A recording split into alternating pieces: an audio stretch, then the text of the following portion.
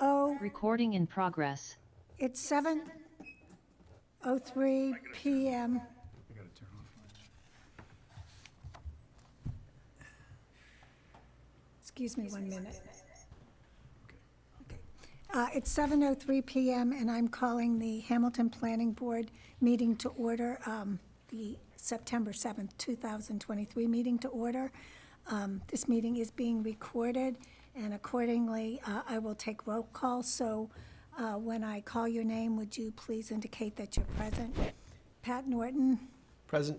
Jonathan Poor, Jonathan Poor, present. Bill Wheaton, Bill Wheaton, present. Emil Dahlquist, Emil Dahlquist, present. Beth Herr, Present.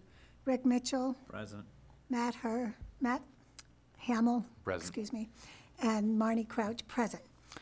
The focus of our agenda tonight are the proposed amendments to Chapter 29 of the Hamilton General Bylaw regarding stormwater management.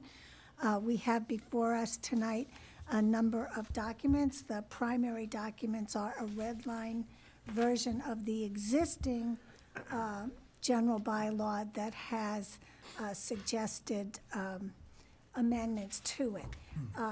One of the things that I asked Patrick to circulate was a summary of some information regarding the 9 lots on Bridge Street.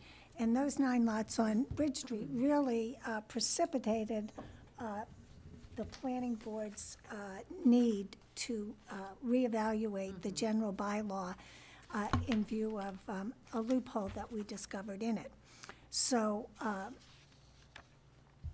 there is a document that you have before you. It's part of the package. I believe it's the first part of the package, but it highlights the transfers of this property. So as you may recall, the seminary sold approximately 19 acres of land to along Bridge Street and Miles River to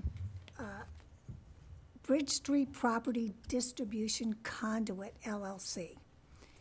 And then Bridge Street Property Distribution Conduit conveyed the property to SJRM Realty, LLC. And in the meantime, Summit Real Estate Strategies, LLC, filed an NR request with the planning board to divide the 19 acres into 9 lots. And in fact, Summit, through the auspices of Allen and Majors, filed that plan in the Essex South Registry of Deeds. But subsequently, Summit Real Estate conveyed certain of the lots to other entities, and those entities conveyed to other individuals or entities. So on the back of this little document is a summary of what exists on Bridge Street now. And so I have the lot number, the acreage, the present street address, the existing owner, and the status of the lot. And as you can see, and as we know from driving down Bridge Street, 4 houses are being built. And then I discovered that the Concom had issued orders of conditions with respect to 2 of the lots. And some of those conditions are perpetual conditions. So that's what we have here. And so we can go through the bylaw page by page, and that might be the most expeditious way of doing it. I could dive right in and talk about the applicability section and the enforcement section, which were the focus of my email to Alex Wesher, because he was unable to be here today. And Patrick just provided you with a copy of the questions that I asked him. And so when we get to those specific sections of the bylaw, we can refer to the questions I have. And of course, I want to hear from all of you about what you think of the draft that's on the table. Now, when I was going through it, I worked from the red line copy. And I don't know how you all did it, but I worked from the red line copy. Of course, my red line copy that I printed out at home is somewhat different than the red line copy that is in our package tonight. That said, there is a discrepancy between the red line copy that we have and the non-red line copy, if you will, which incorporates all the redlining. And it appears that for Article 5, Section F, the red line copy is inconsistent with the bylaw that's part of our package. And that specific provision, it's 5F, is what was intended and should have been part of the red line copy, but was not. So when I realized that that was a problem, I'll have to double check and go through all of this bylaw again, specifically trying to address that issue. So if anybody has any thoughts or comments about a different approach to this, I'm happy to hear it. But it might be simpler to just go section by section, because I think a lot of them will not engender any real debate. I would Is it- favor that. Sorry. Go ahead. What, you want to go? I just was saying I favor that approach. I also do. But as far as the context in which the constraints of the timeline were given, I guess I wondered if it wouldn't be also helpful if anyone didn't see Tuesday to give a little summary of Oh, absolutely. where we're driving towards, right? Right. It's still hopeful that this gets on the I next think- town meeting I and think it's more than hopeful. So, at the select board meeting on Tuesday, and Pat, if you have anything to add, jump in. Yeah. The select board considered the planning board's request to reopen the warrant so that we could include an article that provides for an amended stormwater management general bylaw. And so, Pat and I and Jonathan Poor was there, and he contributed to the discussion. We let the select board know where we are in this process. Now, I had hoped to finalize this stormwater management bylaw tonight. I don't think that might happen. I think we might have to do another iteration of it, incorporating our comments from tonight. But the bottom line is, we have to get a final version of the bylaw to Joe Demilovitz by October 19th. And we also have to have a public hearing prior to October 19th. Now, the public hearing for this general bylaw does not have to be the same kind of public hearing that we would have if we were amending the zoning bylaw. In fact, a public hearing is not even required, but it's highly recommended. And the select board asked us that when we do hold that public hearing, that we invite some local developers or developers to attend the hearing to ascertain whether they had any comments about the bylaw. So that's what we'll do, and I think we have sufficient time to do it. I think we're in pretty good shape on this bylaw, and it's a lot of crossing the Ts and dotting the Is at this point. But there are just several more substantive issues that have to be addressed, but not many. So I think we're in pretty good shape. Did you have anything to add to that? no, just thought it was good news. Yeah, so the select board understood the urgency, because I don't know if all of you have driven down Bridge Street, but with the torrential rains, there were 2 instances where Bridge Street was flooded, and Jonathan reported to the select board that he observed stormwater runoff crossing Miles River, running down Bridge Street, and actually running into the Miles River. So the select board understood the urgency of getting these amendments in place. So, did you have anything to add, Jonathan, to what I just said? No. So let's start with purpose and intent. I had nothing in that regard. Did anybody else?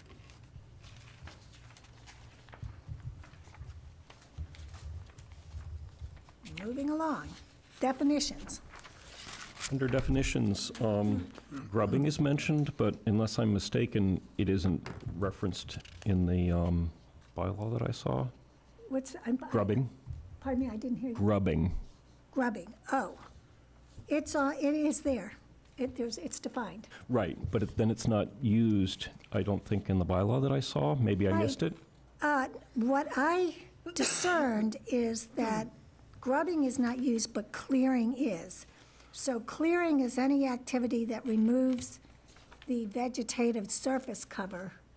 So grubbing actually does more than just remove the surface cover. Yes, yes. So the first thing is, I think it's helpful to be consistent with definitions and words used. And then the second thing is, it's important to understand that each of the activities, starting with cutting trees, then grubbing, and then grading, each has a incremental effect.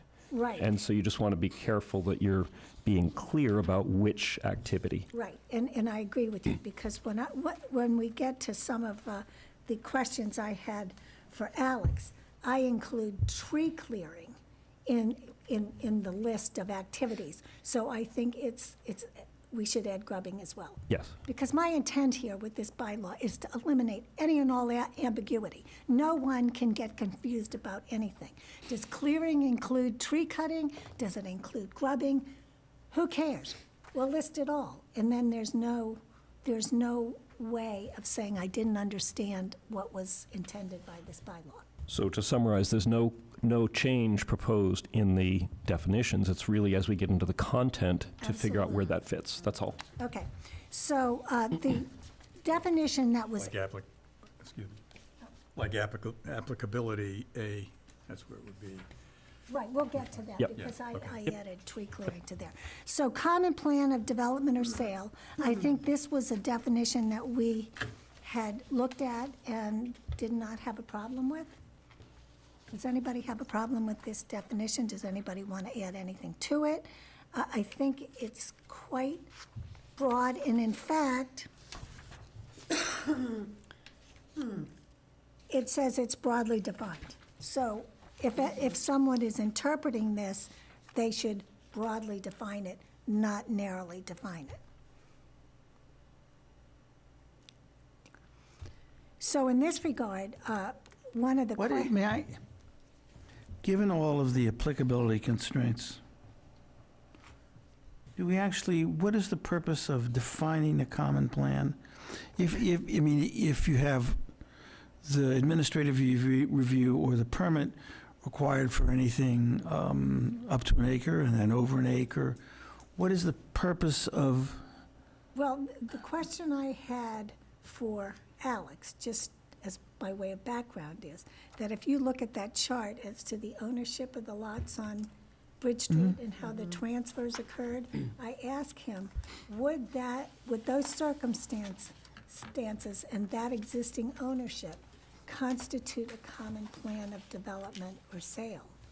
And he indicated yes.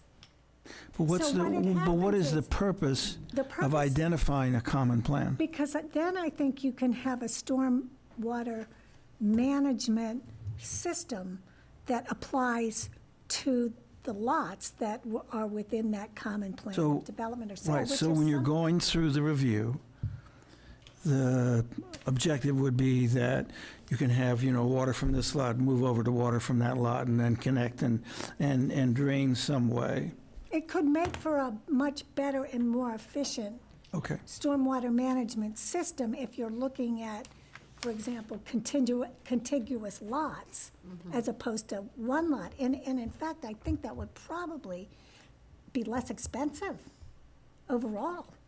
I mean, it could be much more effective and less expensive. And I remember, Patrick, when we were reviewing those, that stormwater management permit that was submitted by Summit Real Estate Investment Strategies outside the chain of title, that you said, we need to look at, all the lots on this site. And we got pushback from that, and I think I was saying, and how could this even happen? They're different owners and this and that and the other, but this definition could, I think, address just that issue that you were referring to. That common plan of land is basically, correct me if I'm wrong, the trigger that allows us as a governing body to make requirements that it fully That address apply the to the whole, not drainage just the parts. in a uniform way, rather than in a piecemeal, lot-by-lot way, which is how we were being, pushed around. So if they had been, looking at this, if these guidelines had been in effect, and if the seminary had come in and said, we want to do a 1 acre Form A here, and then the next month they came in and said, we want to do a 1A Form A development here, and then here, or maybe we'll put one here, and then we'll slowly, If they disturb more than half an acre on any one of those lots, then the whole thing kicks in and we could if treat it the, under one umbrella. but that wouldn't be a common plan. It would be a series of random Form As. Now, Oh, yeah, but we can treat it as a common plan. They can't evade the I bet you're going to get legal pushback on that in the Oh, this sense, exists. in the sense that somebody who has a streetscape can legitimately say, this year I want to do, I'm monetizing some of my land. I want to do a Form A here and then a Form A there. And, oh, by the way, he wouldn't even have to say, or they wouldn't have to say, after 6 years, these are all going to be connected. He would just do them one in a shot. Well, it's more expensive. That's the other thing. Well, And- it and might, we can- and right, the town but can- it would still be true that each of those would come under the size and slope applicability. Yes, yes.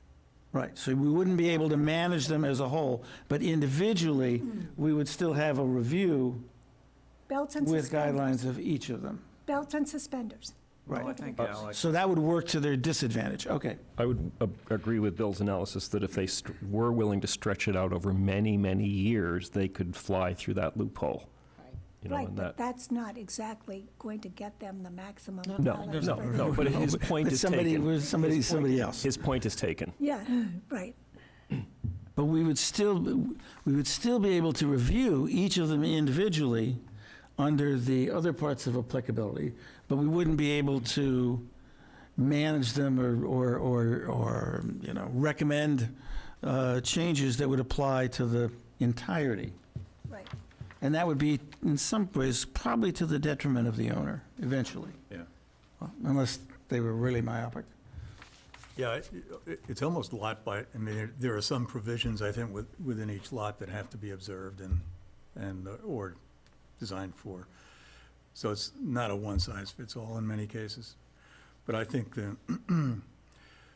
but the question was, is it the aggregate of all of the lots together for the common plan that is the trigger? and the But it does have a answer is, timing factor, as Bill mentioned, according to Alex, it's not.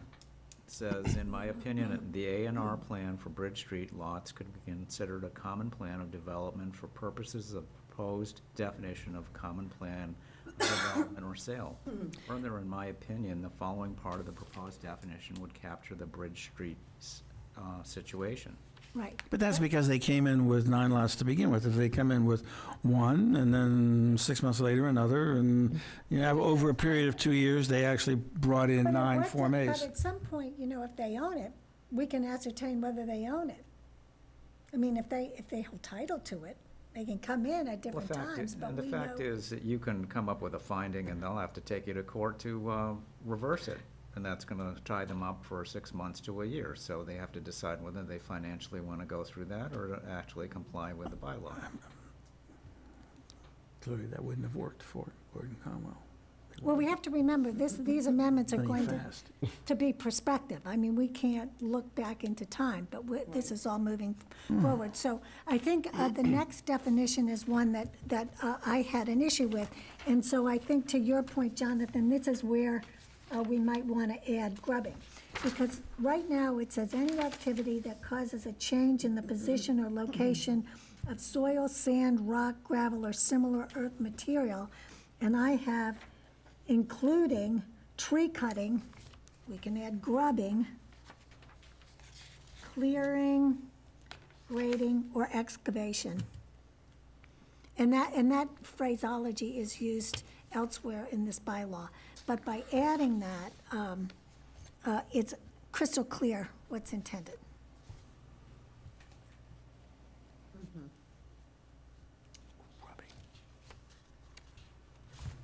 That's in your memo.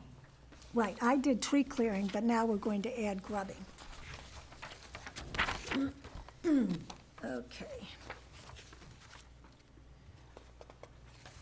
So the next, I think I don't have anything with respect to these other definitions, other than when we go to look at the regulations, that there's consistency between the definitions in the bylaw and any definitions that are duplicated in the regulations. The definitions have to be consistent.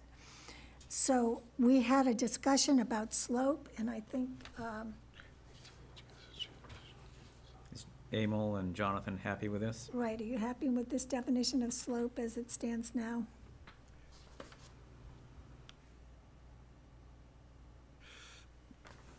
No, the red line that I have is not the correct one. The crossed out one is the one that added horizontal distance, because it's not the shortest distance between 2 points, it's the horizontal distance, projected distance between the 2 points.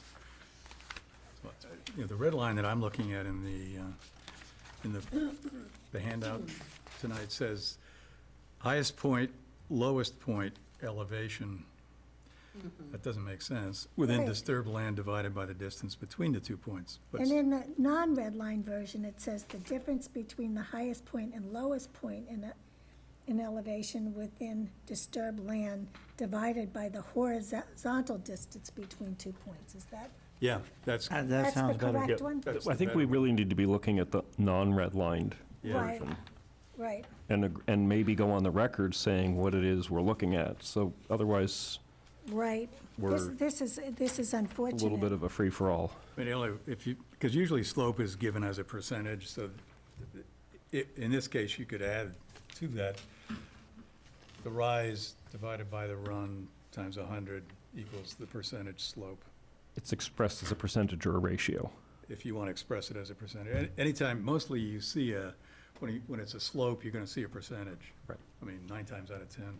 So you're not going to see a 1 and 4, you're going to see. But can we agree that we're looking at the non-redlined Right. copy here? Yeah. Otherwise, it's, like I say, it's a little bit Yeah. of a Well, free-for-all. let's just go back and forth We because have this is a two problem. copies. Yeah, further down.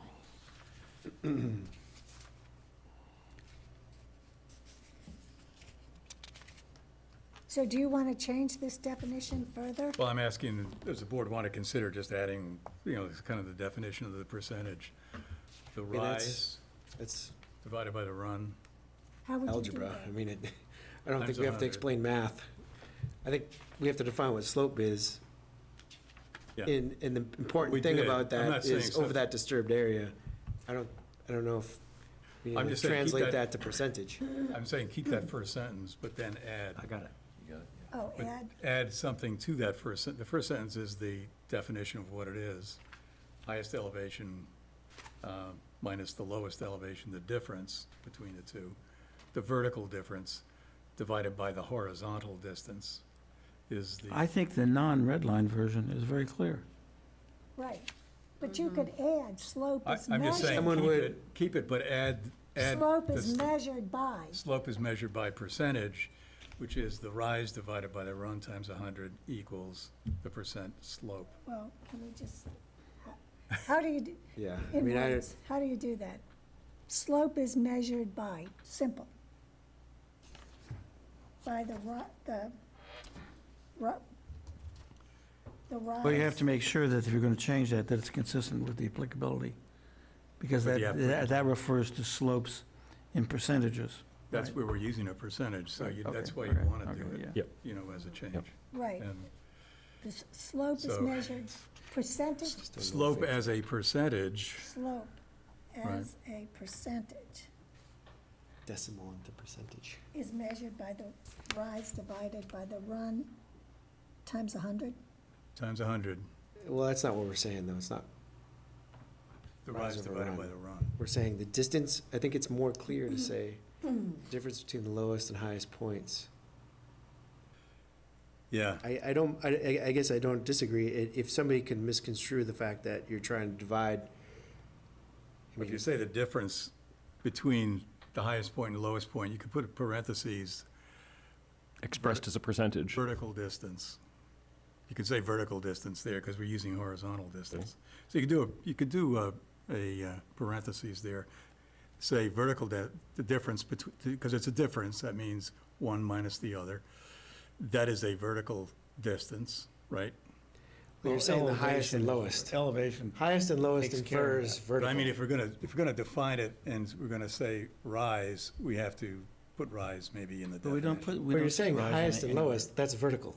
Yes. Yeah, I know, but Why do we not use rise and run? Why don't we just say the difference in elevation, elevation is vertical? And I agree having divided we by could the say, okay, horizontal. we could say difference divided by the run. Just say horizontal. Where's Vertical run difference to be divided there? by the horizontal run equals the percentage slope. I mean, I think that works. Or could you just say at the end of this existing sentence, expressed as a percentage? Would that do I it? think most Yeah, you people could. who take Because- geometry are used to looking at Because it's a a decimal. difference between high and low over the distance between the two things. That's how they teach, that's how you teach geometry. So to say it's something different could cause, I guess, rise over run is something everyone hears, I would but not put rise and how do you run. know, how do you know what that means in this application, I How guess? about, as a Why not just- percentage, slope is measured by the vertical distance divided by the That works too. horizontal Horizontal distance distance. times 100. Times Within the disturbed area, but again, you're, Yeah, that works, I think. So don't throw away any words, just add. Yeah.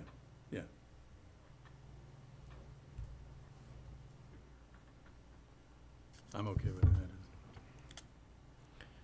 But I agree, go back to why I mentioned grubbing, you want to just be careful that your definitions match Yeah. up with Right. your bylaw. Otherwise, we'll have to go back and Verbiage. change all the slope percentages to decimals. And- Okay, So we agree. I'm going to say it again, just to be sure. The first sentence is fine, and then we're just going to say slope as a percentage is measured by the vertical distance divided by the horizontal distance times 100. Yes? within No? the disturbed area. Within the, Within the disturbed area. Okay, because that ties into the percentages we use in applicability. And people, Yeah. lawyers like me, would But go- we got hung up on this before, sorry. Going back to vertical distance, we said the highest point over the lowest point specifically, because vertical distance over the disturbed area, you could have a vertical distance in a disturbed area that changes over the disturbed area. Yeah. So it's important to say the highest and lowest point within that period, not just, Yeah. you could say a disturbed area is over here, but you could have a hill in the middle, Yeah, exactly, you know? So I think it's important to keep the highest point and lowest point. yeah. Well, in could the I say definition. generally, slope is, generally, as a percentage, slope is measured by within the disturbed area? Generally. Does that work? You don't want to say generally, because I don't think so. No. I think What's it's- wrong- it's fine with the way. what's wrong with the sentence, if we can get out of the red line world, Yeah, I am, I'm out of it. okay, and into the black and white one, So the first Just- sentence is okay. I only see one sentence under slope. Yeah, There's only One one sentence. sentence. There's not two right on sentences. No, I know, there's that's the sentence that's there now is okay, and we're Yes. adding another one. What if you, or what if you just said comma expressed as a percentage? Wouldn't that that would cover be it? perfect. I would agree with that. Okay, Just keep it simple. Don't undo anything that's there. okay, expressed as a percentage, okay. That would be perfect. Boy, that, Emil, is that good for you? Yeah. Okay, good. all right, that's a perfect solution.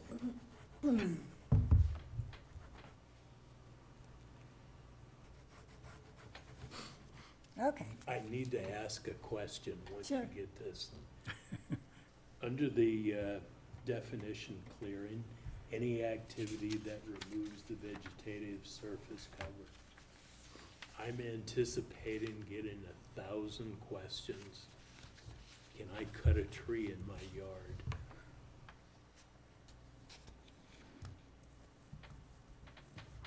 Because the word clearing here, as it's defined, would constitute tree clearing, or one tree removal as clearing, would it not? It would, but, I mean, Doesn't chopping a doesn't tree trigger down anything. doesn't Yeah, trigger you still gotta this. get over 5,000 square feet Yeah. of tree clearing. Yeah, it's, Yeah. the area is still. I mean, in fact, clearing a tree on a three-quarter acre lot that was very steep might have some ramifications. That's right, yeah. So that's the applicable issue, the slope. Yeah.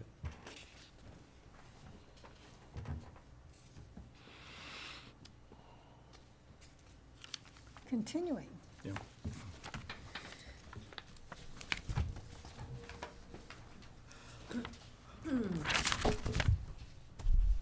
And now we get to applicability, and this is where there are some changes. So I will just tell you one thing that changed, and this was from Alex, and I asked him to confirm this. This is in section 4B. When he was reviewing it himself, he recommended that the sentence reads that administrative land disturbance review is required for projects that result in the disturbance of land between 5,000 square feet and 43,559. Because there was an omission between the half acre and Half acre and a almost full in acre. 1 acre. Yep, So absolutely. he added. Absolutely. He added that change. So that was something that he did. That's in the red line, right? No, his red line has 21,789, so that had to be changed. So, let's see. In section 4A,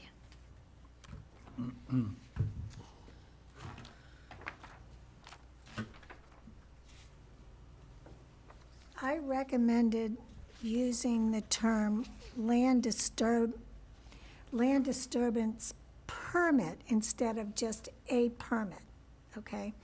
Now, then, when I kept reading, I realized that later in the bylaw, there's references to stormwater management permit. So now we have land disturbance permit, stormwater management permit. What are we calling it? In applicability, we're calling it land disturbance permit. The bylaw is captioned stormwater management permit. How about a land disturbance approval? Well, it's a permit when you come down to section C.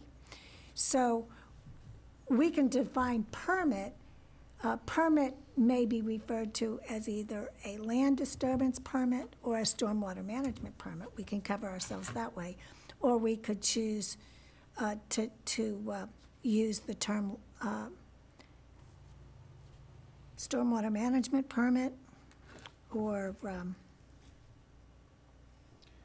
I think in any case, it's a good point, but like if we generically say permit, we should maybe refer to what we're talking to specifically. exactly, Yeah. that's what I'm saying. That's a good point. We should always refer to what that permit is. Yeah. And so we have to now decide whether we want to do a find and replace in Word, and every time we say permit, we're going to plug in land disturbance permit, or do we want to rethink the whole thing and call it a stormwater management permit? Or just define permit as, permit can refer to either a land disturbance, no, that's not good. We have to pick one or the other for clarity. I mean, it's an administrative land disturbance review, Right, or it could be a land disturbance. I don't know does it matter if we call it a permit or review? It's, well, the land Same. disturbance review doesn't bother me, yeah, because that's. administrative land. That's Why don't we administrative. why don't we just replace land disturbance with stormwater management? Permit. And we could Permit have or review. administrative Permit or storm. review, it's a stormwater management review to decide whether the review is, warranted or whether we need a stormwater management permit. That makes much more sense, I think. Yeah, Just, We're just, saying the just, same just I thing. like this. all the way through. You're just calling it a general term, right? A stormwater That's a good management point, too. permit. Right. And stormwater management review, Right. right. It's the same subject, different The substance processes. can talk Right. about the amount of land disturbance But the. without calling the review a land disturbance review. It's part of a stormwater management review. So all the places where there's land disturbance, but that's stormwater. Would you say stormwater management plan permit? Or, I'll just say permit. God, you imagine the founders of our country arguing over the US Constitution? I think they did, They did. they did. They don't, They spend, too they quick to spend, dismiss they this. spend weeks on slope. It may have been more important. Which amendment is that? I think that calling it a stormwater management permit is really helpful, since it's a stormwater management bylaw. Correct. So we're replacing land disturbance permit with stormwater management. And we can also And refer to replacing administrative Land stormwater disturbance review management. with stormwater management review. Okay, got it. So there's an administrative, and then there's. Same subject, different processes. Just an administrative stormwater management review or a stormwater management permit. Yeah. Okay, so let's go on in section A, because I did ask Alex about some things. So at that juncture, I didn't realize that it didn't really register with me that we had two different types of permits that were the same thing, land disturbance and stormwater management. So that was one thing. But are they the same? Sorry, because one would trigger a SWIP that has to go through the state. The stormwater management permit? Yeah. And Well- one would, stormwater prevention plan would have to go through the state if you're disturbing an acre or more per the handbook. And that's a different thing than what we're requiring if it's what was previously the land disturbance permit. But when you apply for a permit, you're not going to get two permits. No, I understand, but one is governed by the state regs and one is not. Oh, that's not clear at all. I never would have known that from reading this Right? bylaw. Is, or am I think I'm right in saying that, you know, the EEA, the Office of the State Office will govern and will have on file the SWIP for the acre or more. So the question, though, would be, would that just be another layer, or is it a separate track? It just sounds like the same thing to me. A stormwater management permit, if I had to pull that, would infer that it's the process you have to go through also with the state, the governed by the handbook. It would be worth clarifying that, but Yeah.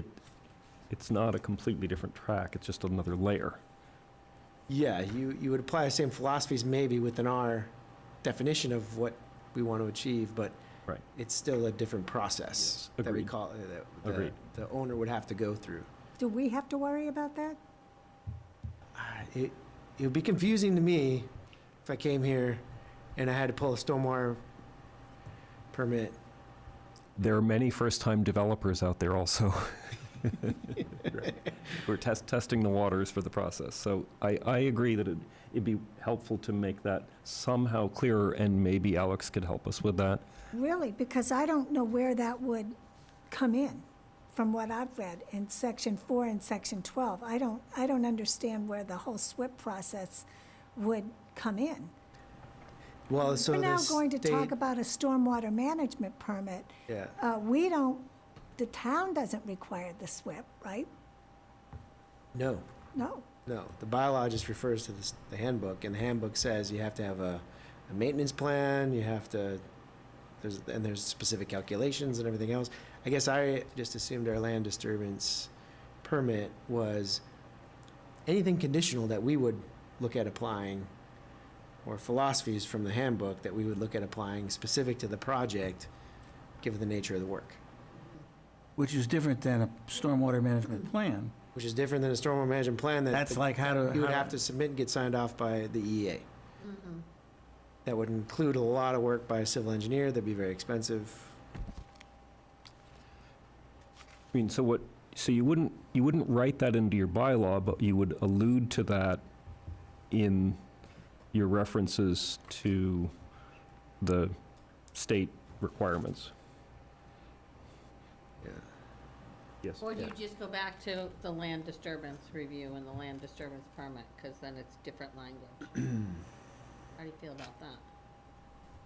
That's fine too.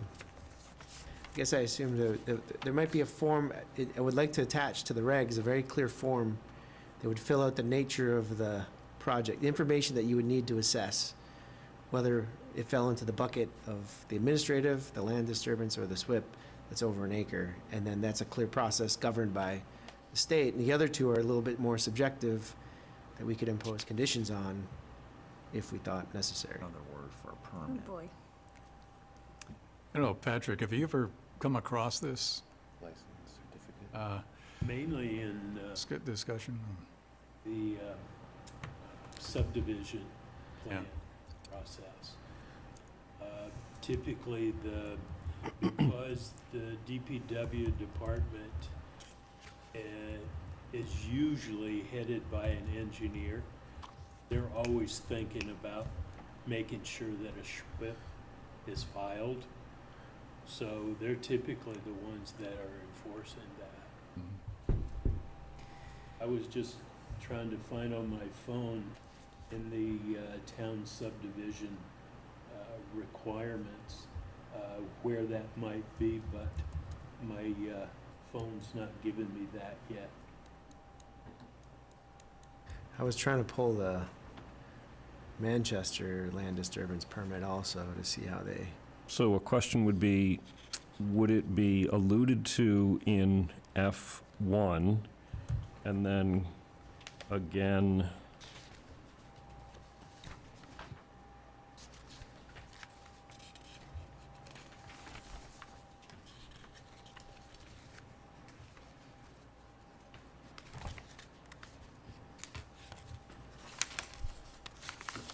So, sorry, that'd be 5F1, or, and maybe 6.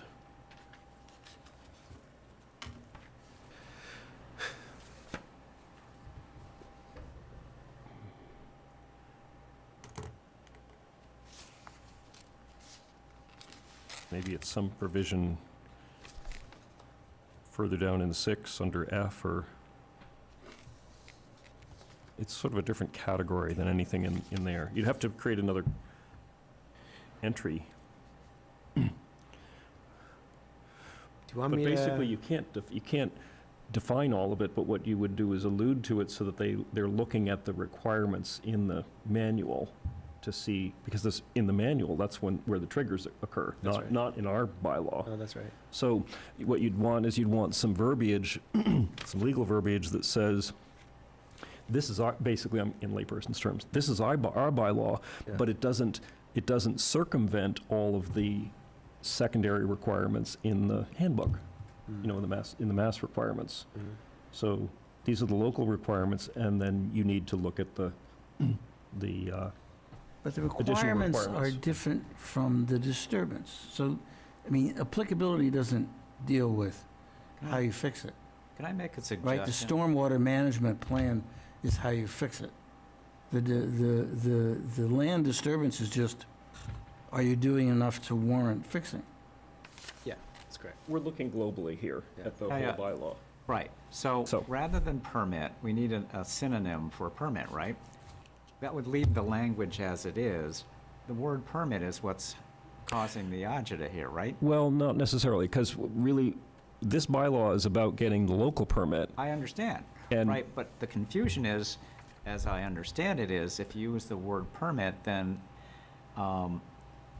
somebody could get confused. Are you saying I need a stormwater permit versus Yeah. a local permit? So if we come up with a synonym to the word permit, you know, so it says a local authorization by the local permitting authority will be required. Yeah, I see what you're saying, separate local from state. Yeah. Yeah, that's a good way to do Rather than it. trying to Yes, agreed, twist because into we a don't want pretzel. to define what the state Right, does. right. We just want to say we're separate from the state. Stay away from Yeah, it. no, I think that's a great approach, and I think an attorney would need to help us craft those words. Yeah, I'm looking at a model, Massachusetts Model Annotated Stormwater Regulation, May 2019. And it starts this applicability, section A. It says, "These regulations shall apply to all activities that individually or as part of a common plan of development resulting in disturbance of land in excess of the thresholds below and which drain to the municipal separate storm sewer system, MS4, or directly or indirectly into a watercourse or waters of the Commonwealth." And then it lists underneath 1, 2, 3, 4, which would be each one of the triggers that we're talking about. Yeah, but we don't need to There's no necessarily. mention of permit at all. Yeah, we don't need to list the triggers. We just need to acknowledge that we're the local permitting. We're issuing local permits, but there's still a state permit. Well, I think that's almost a given. I mean, Yeah. the authority is, this bylaw is adopted under authority granted by the Home Rule Amendment of the Massachusetts Constitution. So we can't in any way affect what the state would require. I think we have to refer to it as a stormwater management permit, because that's what people But can we use the requ- word local before that? No, I think that kind of it almost goes without saying. But when you look later in this bylaw, it talks about the duration of the stormwater management permit. So an applicant comes in here and they request a stormwater management permit. That's what was done in 133 Essex. But the SWIP and those other requirements, That's state. that's state. Yeah. And we I mean, can't, a parallel to this is Conservation Commission. You know, you get a local Conservation Commission order of conditions, or, you know, and then there's the DEP requirements, and those are separate. It looks like it might be more, other towns deal with it sometimes in a way which they call it a stormwater bylaw, a stormwater management bylaw, but the permit you're pulling is a land disturbance permit. And the land disturbance permit is the town permit that has a fee associated with it, and it's just defining what is what's the disturbance triggering? Is it triggering the state regs with the handbook, or is it some other thing? I think it's okay, I think it's actually clearer to keep call them it land separate. disturbance permits, but Yeah. call it the stormwater management bylaw. Because it's not our permit, it's that, we don't hold the stormwater management permit, that's with the EEA. That's the SWIP. But it's a land disturbance permit that they're pulling with the town, so I'm almost thinking it's more clear to call it a land disturbance permit that you need to pull under the stormwater management bylaw. And well, land is it That would really solve then a it. stormwater management bylaw or a land disturbance bylaw? No, that's the way that Tewksbury does it, Auburn does it, Northborough does it. But we're requiring a stormwater management Manchester permit is it? in subsequent sections. But I think we should call it the land disturbance permit. Because we don't hold the stormwater management, the state does, Is this something we should defer to Alex on? probably. Absolutely. I'm sure there's precedent for this, and for us to wrestle with it doesn't seem No. time effective. The SWIP only comes into effect as an execution of the Right. permit. So that is even out of the discussion, do you need a permit or not, until, as long as it's understood that you will need to pull it in the eventuality there's going to be. I mean, that makes sense, because we're permitting them to disturb the land. That's right, exactly. Everything else is governed by the state. Everything else is engineering. So can we defer to Alex on the exact wording of this? I think it'd be appropriate. Just make him aware of the difference and see is he Right, I mean, comfortable with it. yeah, I actually am really a bit flummoxed by this, because, and I think it's a real significant issue, because it's confusing. We have to then go through this whole bylaw, because it talks in section 6, permits and procedures. A completed application for a stormwater management permit shall be filed. Yeah, you'd have to do a word search for every time that's mentioned, yes. Yeah. Yeah, But- we have to be consistent about Absolutely. what we're requiring. Absolutely. Is it a stormwater management permit, or a land disturbance permit? Because And, actually a stormwater management plan, Yeah, it's a plan. it's not a permit. It's it's a plan. Well, it's a plant permit. You submit the plan plan for governed a by- permit, yeah. Permit. For approval. You submit a plan, for stormwater management, To get a permit. and you get a permit Correct. to disturb the land. So then where it says in section 6, a completed application for a stormwater management permit should say a completed application for a stormwater management plan. Yeah, correct. Maybe. I'd like to talk a little bit with Alex about it Yeah. and see. This is a, this could have caused, not just a loophole, but a sinkhole. I'm sure other towns have dealt with this, and I'm sure there's an easy solution to it, but I think it's not for us to discuss without Alex.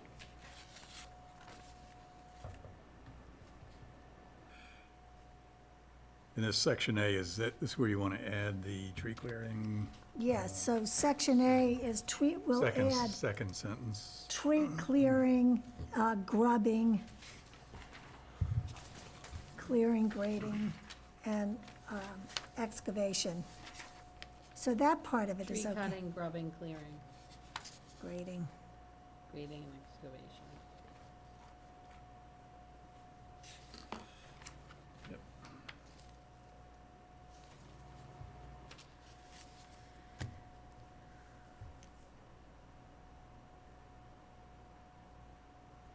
So I guess, so for purposes tonight, we'll just leave land disturbance review and land disturbance permit, and await Alex's assessment as to how we can make all our terminology consistent.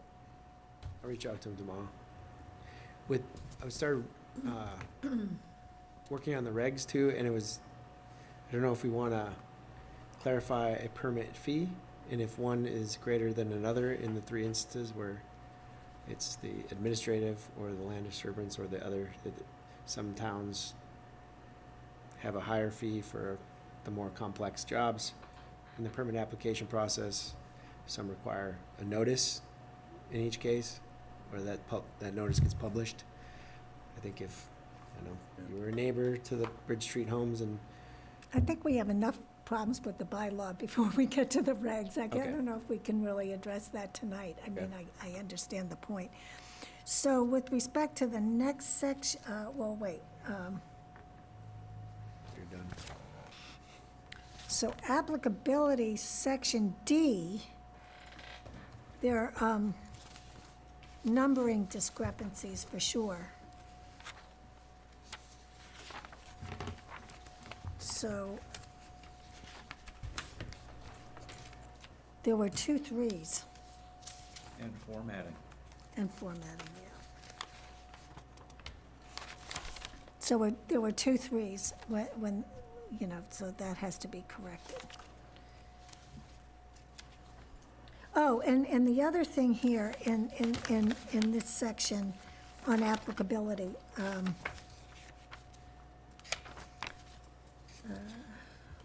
D.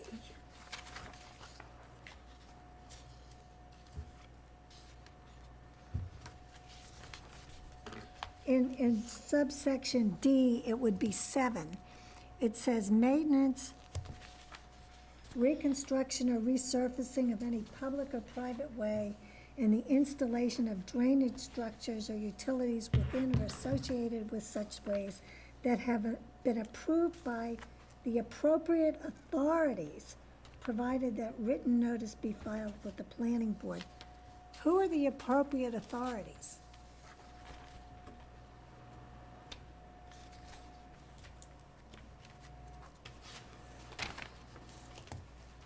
I think we have to define who they are. Wouldn't that be folks like the DEP and, Well, we should say who they are. I mean, because as you just said, there's some developers or new developers, and they're not going to know whether it's the DEP or who it might be. Right? Why say appropriate authorities if we can identify who those authorities are in this town? We have to just be sure it's all the authorities. exactly, Yeah, that's that's the what I'm risk, One saying. that's the authority risk. or, who is it? Yeah. I have no idea. So we should define that.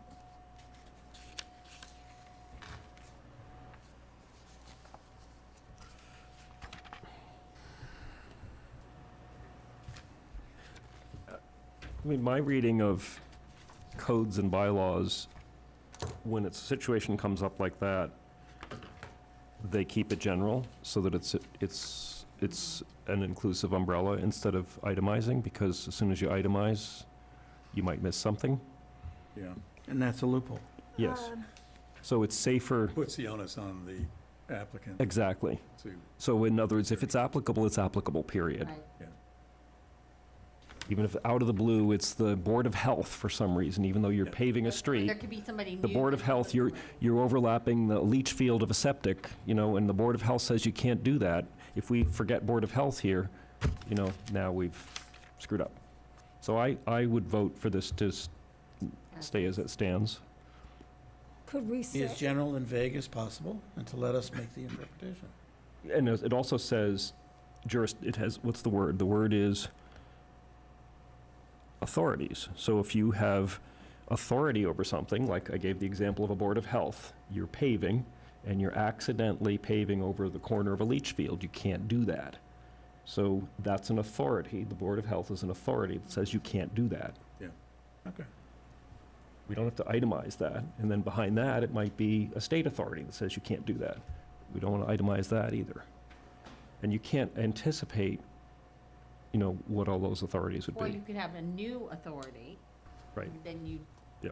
you But know, then even we within the don't existing have- authorities, it's tricky. And It's a slippery slope. authorities will change over time, Right. too. So, you know, once you start to list them, then you're just opening up a hornet's nest. You just say, you know, we get to decide, or custom, the law, other laws, other bylaws, whatever it is, defines authority. okay. I mean, I think, I just was curious as who those authorities might be. well, in this I, specific case, it would be, I it would be didn't- the, I didn't get any consensus on that. it'd be the so- DPW initially, you know, and then it could be the Board of Health or something like that, so. Yeah. All right, so, moving on to F, that was a five, did you have? can I add one other thing? Oh, yeah. Again, it was something that was brought up when we first started talking about this, but in the item C, so it's 4C, 4C, and I would maybe include it under 1, 2, I would ask if we should do it as item 3 and then move 3 to 4 in that. What I came up with was, the one thing that's bothered me a little bit throughout this is there's been no discussion about impervious surface, which, you know, of the final, it should be shown on the final construction drawings for the permit application. What is the percentage of, or what is the actual impervious area being proposed on the site? Because that goes directly to runoff, surface runoff. So I looked at what some towns do, and this one was, what I have is a version by, written by Stormwater Management Bylaw Ordinance Temple by Central Mass Regional Stormwater Coalition. So they, again, it's a model code, but they had listed some of the items that some communities consider important, and two of them jumped out to me. One is total cumulative added impervious surface that meets or exceeds 5,000 square feet would trigger a stormwater management plan permit. And the other one is disturbance of volume greater than 1,500 cubic yards, and volume would be in relation to earth removal, for example, or rock removal or whatever. So But you'd want to avoid somebody trying to pour a foundation for a garage that could be that much in a 20 by 25. 1,500 cubic yards in a garage? Or a house, for that matter. I mean, I guess Oh. pouring a basement in a house that's 1,000 square feet footprint, we don't want to Yeah. spend time looking at that.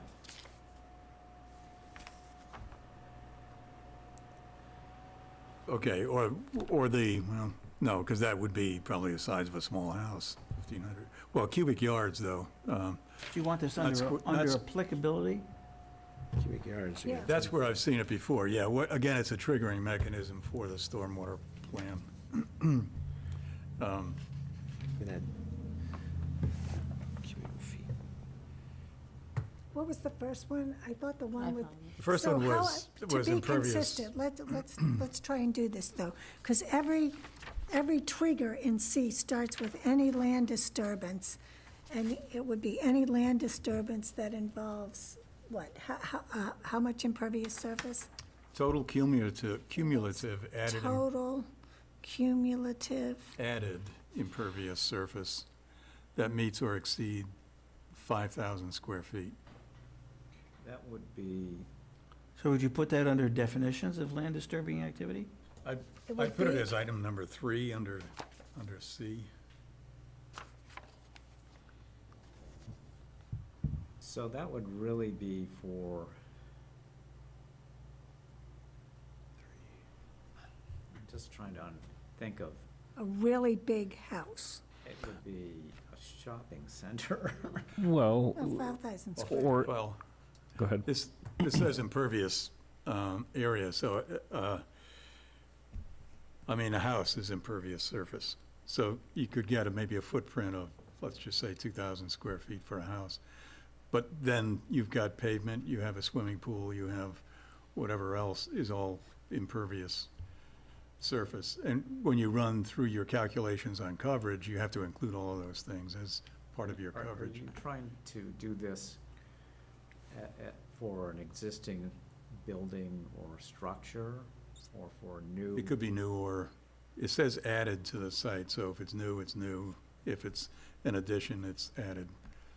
So, again, these were two that were brought up by some communities as part of their Well, under criteria. land disturbing activity, you could add change in the position or location of soil, sand, gravel, or replacement of such material with asphalt, cement or asphalt, It's- impervious material.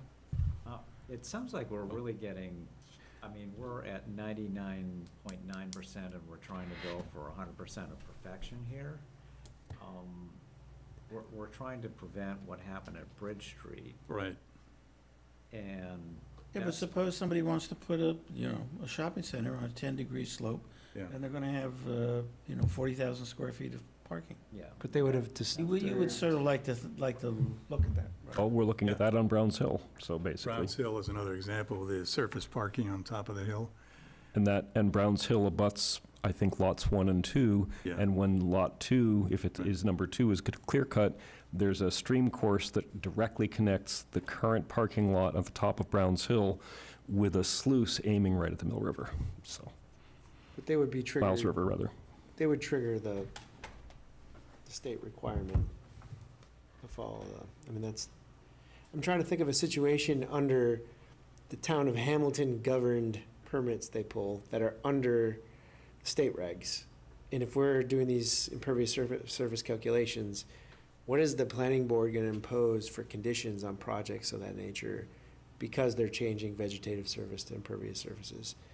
The state has very specific requirements and guidelines, but how they calculate runoff and how you deal with swales and whatnot. But I don't know if we as a town, as a board, have the engineering expertise, would Yeah. want to endeavor on paying for that every time somebody pulls a permit to make them engineer some kind of solution for that. Right, whereas if you just say, if you're paving over a certain amount of area, or replacing soil, rock, gravel, land with pavement of a certain size, then Right. you should come in. Yeah, and I think our criteria that triggers them coming in and explaining, that's where the dialogue starts, like we're talking about, okay, how much of this disturbed land is gonna be impervious and whatnot, and have you taken into consideration this, that, and the other thing? Is there an opportunity to lessen that impervious surface? But I don't think we can impose any engineering requirements or solution. No, it's a trigger to file for a permit. In other words, if that's the only criteria that's sort of will require. In addition to the other criteria that we've outlined. If any of these is met, any of these conditions, that we've listed, with the slopes, 1 and 2, or 3 or 4, Yeah. if any one of those is triggered, then the permit is required, right? It's That's not correct. all of them. Then they can do all the calculations. Yeah. You don't want to make them do all the calculations in advance Um, for applicability. I'm just, So I would just say, in that case, have creating impervious surfaces where there previously was, gravel, soil, rock, is of a certain size, requires review or permit. but I guess we should, this goes back to maybe the previous conversation, what it means to pull a permit. It means to give notice, and it means to allow for the dialogue and for people to know about it, but I don't think we can't deny a project based on the other things that the state doesn't trigger, and we don't have the expertise to tell We're them. not denying anything. What we're doing is set up criteria Yeah. for somebody to apply for a permit or not. But I guess but then what, is what I'm saying, like, Well, then there's a discussion. then there's a discussion, that's right. Where you run exactly. through, is their plan sufficient? That's That's what we right. have to run through. Yeah. So it's not denying anything, it's just, So what if it's not sufficient? It's, they have to apply for a permit then. permit is really just giving notice and having a dialogue. What I'm trying to understand, you're saying a permit is just give notice, but if they say, well, Well, the notice has to be approved, though. I mean, the permit has to We be can't, are we approved. gonna deny a because they're disturbing 5,000 square foot of surface well, that's the or question. more? Well, That's an if it's- administrative review. Administrative review, Yeah, I guess we should look at that and understand what it means. What are we imposing? Other than a notice and a fee to talk about it. Is that true just for that section that Emil's proposing, or is that for the entire? It's for anything under an acre of disturbed land. It's for anything under an acre of disturbed land. I know what it's for, Yeah. but do we have the authority to stop the project? Right, what are the consequences? I would argue not. Without what? I would argue that we would not. And Well, that certainly brings up a very yeah, interesting. that can't be, though, because they're asking, this is the permitting authority, yeah, so we grant a permit or not, whether you think it's right But or the not. question is, what's based the on what expertise, though, I guess is my Yeah. point. Like, we're not all civil engineers, No, I know, but we're asking for a stormwater management plan, are we? if they're. I don't think we are. If a permit No, is required. It says a land disturbance permit. This is section 4C. A land disturbance permit from the permit authority shall be required for any construction activity, including tree clearing, grubbing, Right. Tree cutting, clearing, grubbing, grading. grading, and excavation that results in land disturbance that will, and so you could say land disturbance that involves total cumulative added impervious surfaces of 5,000 square feet. It just triggers the requirement to file a permit, Yeah. just Yeah. like the slope. Yep. It's just file the permit. Because impervious is just another way to say slope, really, they have the same impact, it just speeds up the whole process. Right. Yeah, Impervious, slope Not and giving them the impervious. permit until they jump through hoops and we look at it and we decide it's all right, okay? What I just Yeah. read. It's a quite, Yeah. Okay. Yeah, I Right. get what you mean. So we're good on the impervious surfaces, and in the cubic yards is too much of a stretch. okay. Well, if I can comment on the cubic yards, in the next section, construction activities that are exempt, section D, it says, No, number that 2, maintenance of existing landscaping gardens, et cetera, it does not include the addition of more than 100 cubic yards of soil material. So we allude to volume of soil moved around. And I would argue that that sentence should probably also say, it shouldn't just say does not include the addition, but the addition or removal of Yep. more than. Yep. um, Yeah. So, and then the question is, what's the intersection of that sentence with what Emil was just talking about? So, That's a good point. Well, so anyhow, then, could you read your number 4 then, and then 3 would become 5? So it would be any land disturbance. This Of is, volume, you talking to me? yeah, that Disturbance of involved, volume greater than 1,500 cubic yards. And again, we can debate the number, I guess, but Well, this that- came from, could I see that? Well, then? if 1,000 square foot footprint house is 500 and something cubic yards, I just did a calc on it, so it's not, I can't read it. you'd have to have like a 3,000 square footprint house. Or a steep slope that you're paving over and creating a bunch of new steep So it slopes, would which be could pretty happen. significant to move Yes. 1,500 cubic yards. Yes, and that's what you want to manage. Yeah. Right. So it's not an onerous number, No, it's not, and that's why it's out there as a reference, yeah. so. It seemed like a small amount, because I just moved 106,000 cubic yards of dirt. It's quite a bit. did you get that? No. That Dis- involves, Disturbance of volume that greater, involves, volume greater than 1,500 cubic yards.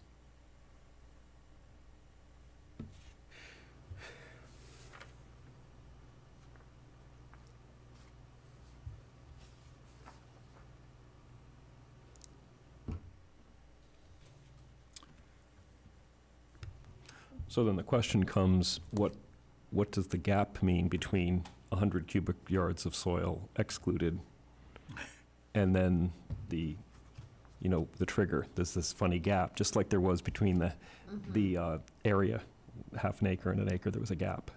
Mhm. You understand what I'm saying? yeah, Yeah, I don't know the answer, but I'm just pointing it out. but that's specific to landscaping. Yes, gardens and lawn yes. areas. Yeah, but it's still about soil disturbance. It's about removing, or in this case, adding, but it should also be about removing. yeah.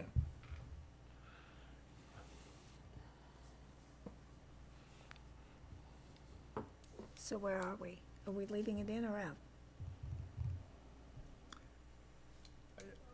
I would leave it, I'm not sure I would change it at this stage, but what Jonathan is saying, that we need to We need to look at look consistency here. at D2, where it says more than. No, but we're good with putting the volume in Oh. as a trigger. Yeah, It's a separate question about I the support that discrepancy. impulse, and then the question is how to deal with the discrepancy, the gap. Yeah. That's all. Well, the gap, as you say, though, is landscaping, gardens, and lawn Yeah. areas. Yeah, so one could argue it's apples and oranges. It's apples. But I just wanted to point it out, that it's Yeah, there. yeah. right. I think we need to, Yeah. keep going here. Okay. Never thought I'd heard that from you. Sorry. So we addressed then that problem. And responsibility for administration, I didn't have any questions there. Did anybody else? No, And then, in the red line version, there was a problem, so we have stormwater management standards, that's 5F, 1, 2, and 3. There was the reference to the Stormwater Handbook, Volume 2, Chapter 1. Does that language work for everyone or not? Now that it's in there, it does. Okay.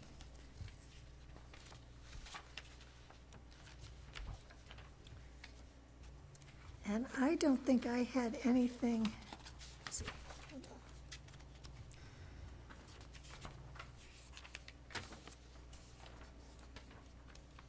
Oh, I did have one more comment in 6.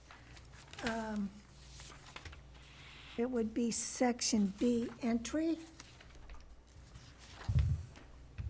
And I thought we should add a reference to the land disturbance review. I mean, if you're going to do a land disturbance review, you might want to be able to enter onto the property. Yes, no?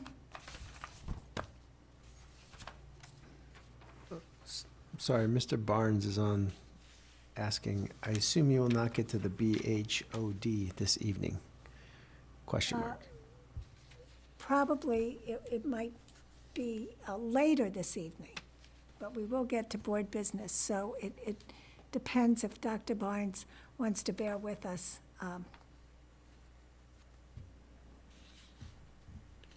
Okay. So the answer is yes. Okay. So I propose language that when seeking land disturbance review or when filing an application for a land disturbance permit, there's the consent to entry. Does anybody have a problem with that? No.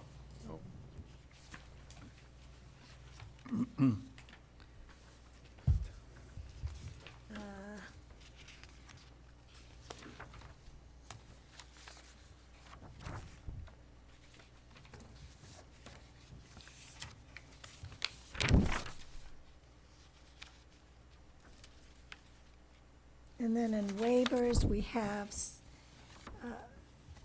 let's see, waivers is E. F is actions by the permit authority. And here's where, you know, again, we have to rectify this discrepancy between land disturbance permit and stormwater management permit. So.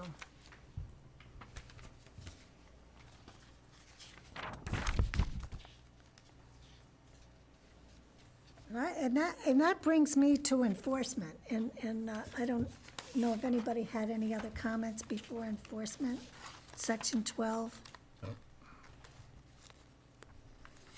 Okay, so if you want to look at what I sent to Alex, I had made some suggestions about that. So, in section 12. And essentially, he acceded to what I was suggesting. So in section 12, there was no consequence associated with failure to obtain a land disturbance review. So I essentially referenced the different sections of section 4. So that there was absolute clarity as to what we were talking about. So you have to switch to that.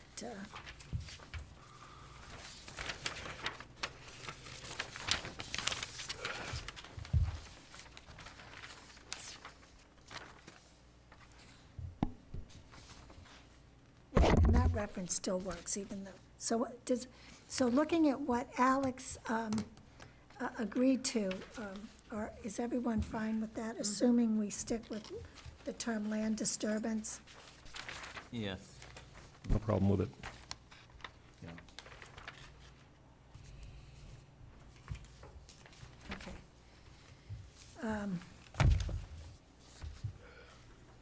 And that's all I had. I don't know if anybody else had anything else.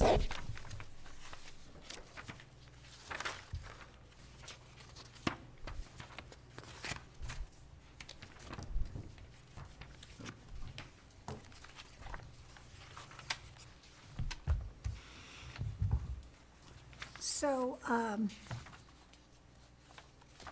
will just add then the final questions I had for Alex.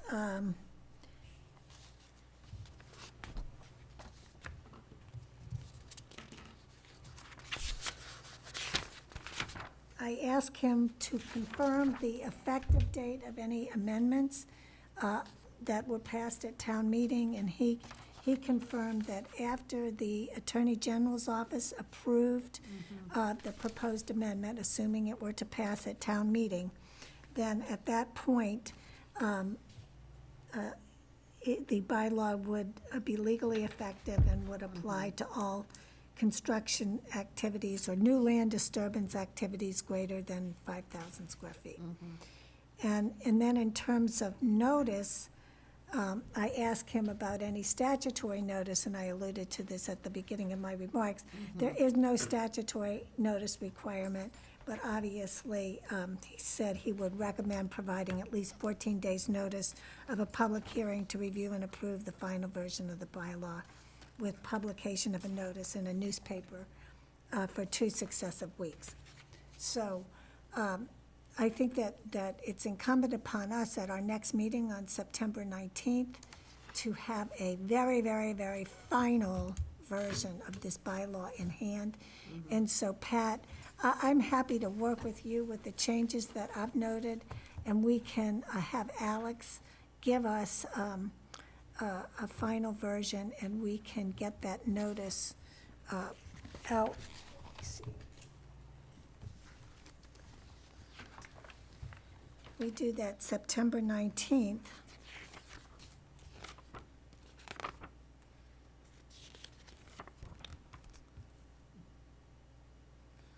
October 3rd is our next meeting. And 2 consecutive weeks, if we got the final version, absolute, pretty much final on the 19th, then I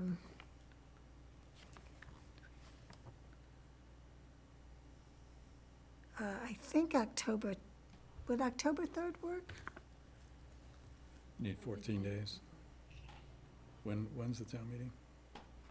We have to have the warrant article to Joe Demilovitz on October 19th.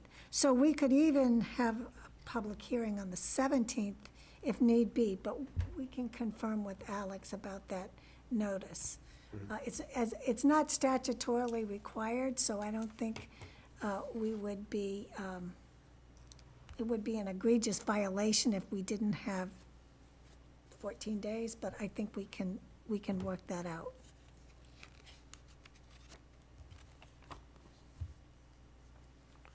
But I would like to work with Alex and get all these open questions resolved as expeditiously as possible. So, So did you say you wanted the hearing on the 17th, Marty? well, I think with the 14, if we can get it noticed out on the 20th, that's 7/27. Yeah, I don't think we're gonna make the 3rd of October. So I think it would have to be the 17th, which cuts it pretty close, so it has to be really perfect soon. That's close, however, in that this is a fairly technical rather than largely subjective policy planning bylaw. That should be fine. Yeah. And the select board did ask that we invite any developers that we're aware of, and I know, Rick, with the flexible development bylaw, you were aware of some developers, and we asked them to comment on the matrix. Do you remember that? I think, Oh, so long ago, I remember nothing. I think Tom Ford came yeah, in Tom. and someone else. Certainly Tom Ford. You had the Willow Street guy. Tagorth, Yeah, Dave Tagorth. Dorothy. Yeah, so if we have, We had Larry Smith, too. yeah. So if, Oh, Larry Smith. He might have some opinion.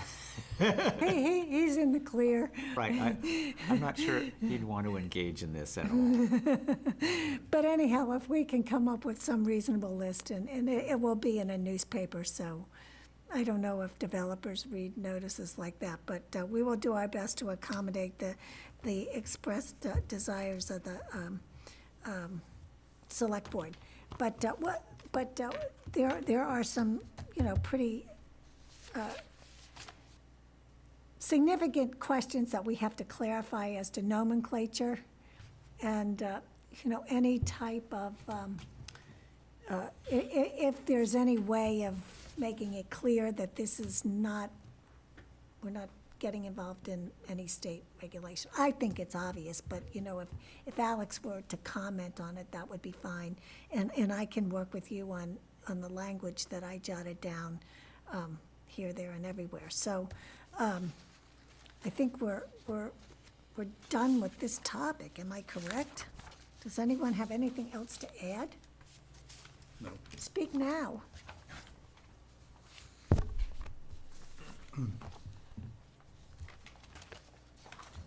Okay.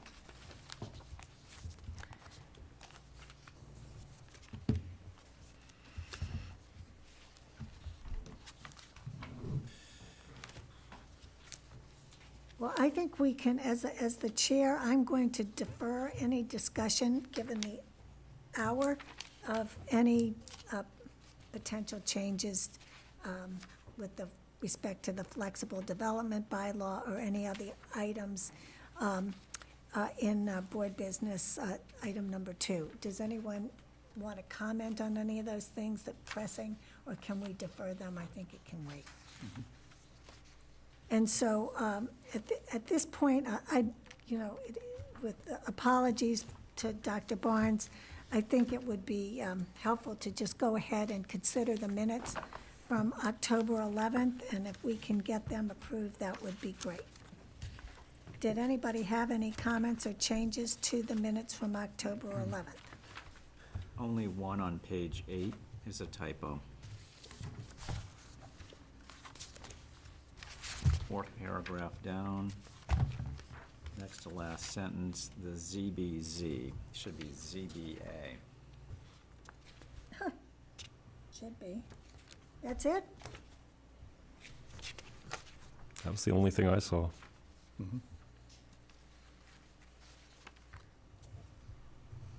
Okay. Do I have a motion to approve the minutes from October 11th? So moved. Seconded. Okay, when I call your name, would you please indicate whether or not you assent?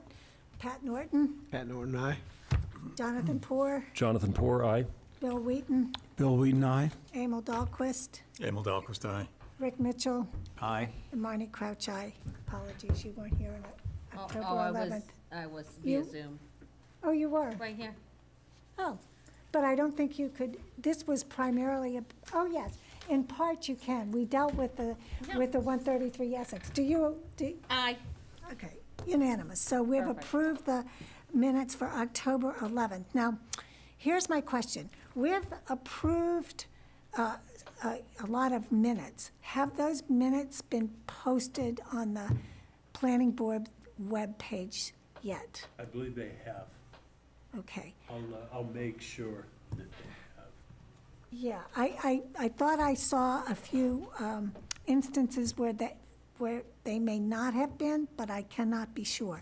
But to the extent they've been approved, it'd be great if they were up there because it was an enormous effort on everyone's part to get them there. And I guess we could just ask with a note of hopefulness whether we have another candidate for doing the minutes for the planning board since Joan resigned.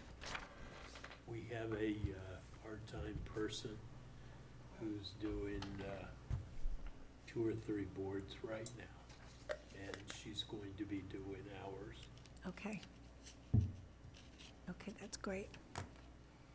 And I think that our minutes can be fairly straightforward because we haven't taken a lot of, there haven't been a lot of motions. I mean, our motions have been to approve minutes and to adjourn. So we've had a lot of discussions, but not a lot of motions. Oh, my God. And I think you're laughing because you want a motion to adjourn, right? Well, before we do that, We're going to hear from Dr. Barnes, yes. before we do that, just. He's left. He did leave? Yeah. I think we answered yes to a question that maybe we should have answered no to. I can't remember what the question was. But, I thought I said he could, He was asking if he assumed that we weren't getting, I think he asked this straight at the beginning of the meeting, and I didn't see it until after we were talking for an hour and a half. So, he left. oh, I'll send him an email to apologize. I know he, Sorry, I missed that one. pardon me? I missed the little right, Q&A. Q&A Oh, well, question. with my eyesight, So, I don't see it. I rely on you, okay? so just new business, not imperative, but we need to at least let the select board announce that we need another associate candidate. They are listing that. Oh, okay, good. Yeah, they're doing that, yeah. So it would be helpful. Anyone who wants to volunteer to be master of the minutes, I would gratefully appreciate their assistance, just to keep track of what dates for meetings do not have minutes prepared, what dates have had minutes prepared but may not have been posted, but, and then really what dates, you know, were really, we need minutes prepared, so. Anyone who wants to volunteer, I'd be happy to accept their offer. How would we even find out that info? I mean, Oh, I'm you happy to go- help, but I I yeah. can tell you how to do it. Okay, perfect. I'll give you a call. Perfect. Thank you. I'm happy to help with that. Yes, thank you very much. Okay, anybody else have anything else? No. The favorite part of the... Do we have any further information on Browns Hill? I can report that at the select board meeting, I was asked to give a report about Browns Hill, and I did indicate that, that the board was of the opinion that we should take a pause, and in part that was in response to John Witten's advice that without the development agreement, which the development agreement and the overlay district go hand in hand in our belt and suspenders type approach to rezoning that property. Without that development agreement, his prognosis was that the overlay district would not be successful at town meeting. So I informed them of that. And Dr. Barnes was at the select board meeting, and I really, I regret having to speak, and so that he doesn't have the opportunity to respond. But he indicated that the seminary was still very much in favor of going forward and having this overlay district addressed at town meeting. However, the development agreement is not in any type of a draft format, so I don't know the status of that. I don't know the scope of that. I mean, Dr. Barnes indicated that he would be happy to work with Joe to get that done, but I But don't, the board, the board, you know, at the last meeting was of the impression, we made a motion that we really should table all of this until we had both a more clear commitment from the seminary well, about their plans, and at the same time, a developer for some or all of the actual land, The seminary. a buyer or a developer. Well, I don't know about that, but at least a much more engaged seminary. And so one of the questions was whether or not the seminary would provide the planning board with a red line version of the overlay district. Which And- they committed to provide in 2 weeks. Right. They were going to try and get it, to us before 2 weeks. But at this juncture, I think that it's going to be really difficult to garner enough support in town to make it a done deal, to have this overlay district go forward. But I thought we were also of the opinion that we really didn't want to present a bylaw and development agreement without knowing, without a firm commitment from the seminary on what their plans were and some idea of who was actually going to purchase the land that they wanted to sell. I don't know, Until we had a developer. I think, Was as a I first wrong on step- that? First step, we needed the seminary to be on board with the whole process, and we're not even there yet. So, So what I think is useful is to sort of separate those two concepts, which is, yes, if a developer came forward, that would change the game and change the process and the timing.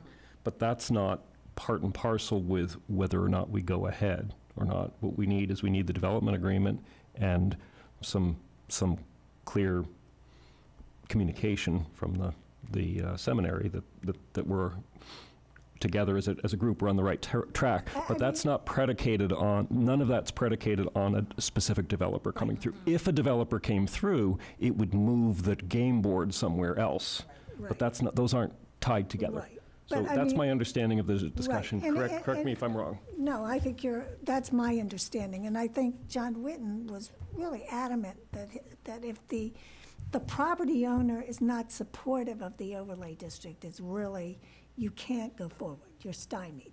So that's where we are, and I know at the select board meeting, Rick was pretty adamant that he thought that we would not be able to garner sufficient public support and have enough time to have the requisite statutory notice that we can be guaranteed a success. I think we could probably finish the overlay district and try and vet it, but so we could have a final document, but I don't think we could sell it so that we got the 3/4 vote, which is what John Whitten recommended that we get, to aim for 3/4. Feel that you have 3/4 so you can get 2/3. And do you think that we have that? Oh, no. I mean. I would agree there's not enough time to do that. Right. And the other component piece of this, as we know, is Scott Sundquist said it 2 meetings ago, that by mid-September, they would be ready to start discussing alleged proposals they had from, Buyers. Cushman and Wakefield, yeah. They mentioned the word actual buyers and developers. Right. But then the irony was that Dr. Barnes seemed to suggest that that wasn't the case. So we are really a little. right, they're in the same, we have a bucket of steam that we're trying to grasp, and we're in the same situation we were. Right, and so here's the thing. Dr. Barnes has repeatedly asked select board members, no more than 3, because if you have more, it's a quorum. and it would be- Planning board members, you mean? Oh, so I'm sorry, I apologize. Planning board members to tour the site, and the select board did ask that the planning board accommodate that request, and I will do that as a courtesy to Dr. Barnes. I think it could be informative. I think that perhaps we could learn something from him, and more importantly, he may gain more understanding of how this overlay district is constructed and why the districts are the way they are. So I'm happy to do that, and if 2 board members, and I think actually, to be honest with you, Jonathan and Emil, who have actually drawn the illustrative plans, are probably the 2 people that should go. I will reach out to him and try and set something up, or Patrick, maybe I don't know, either way. I can keep you in the loop, and so we could try and set something up as soon as possible. And I we'll go agree. from there. Jonathan and Emil, it's your baby. Oh, happy to do it.